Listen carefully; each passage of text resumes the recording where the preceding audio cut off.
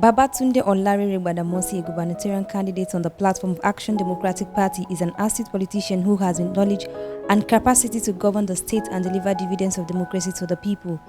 In a press briefing at Ikeja on Tuesday, the visionary politician stated why he has made himself available to run for the governorship post in Lagos State, revealing that the state has been suffering from the disease of godfatherism, which has diminished the face of true democracy in the state, therefore depriving the citizens the right to good roads, sound and free education, dynamic health facilities, deprivation of choice of good and visionary leaders, economic stability, among others. He therefore promised to end the act of godfatherism in Nigeria. Well, first of all, I'm happy to say that as I stand before you, I do not stand at the pleasure of any godfather. My party does not believe in godfatherism. The platform was there. They invited us to contest. I did, and I won the nomination of the party without the influence of any godfather. So we plan to end the idea of godfatherism in Lagos. It's an idea for which the end has come. The candidate, who spoke emphatically on Visionscape, said the existence of Visionscape under the law is illegal, unconstitutional, and unknown to the Constitution, and would not be permitted to operate if elected as the governor of the state. Visionscape is illegal.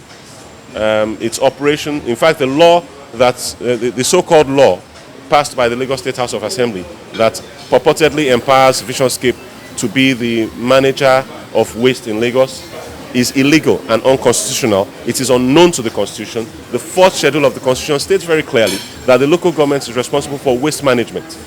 Okay? It's very clear. And no law in Nigeria can be superior to the Constitution.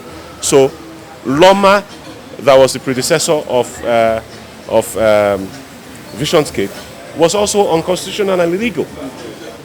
The local governments should have been allowed to carry on with the issue of waste management. If they did not have the capacity, then it was the responsibility of the state to help them acquire that capacity, and that's what we plan to do. We plan to build recycling centers, waste recycling centers across all the local governments, of which recycle glass waste, recycle paper waste, recycle plastic waste, most importantly. And all of these types of waste will be turned into usable items, turned into useful things. Sewage, for instance, will be turned into biogas and manure. Plastic waste will be used for road construction, as is done everywhere else in the world.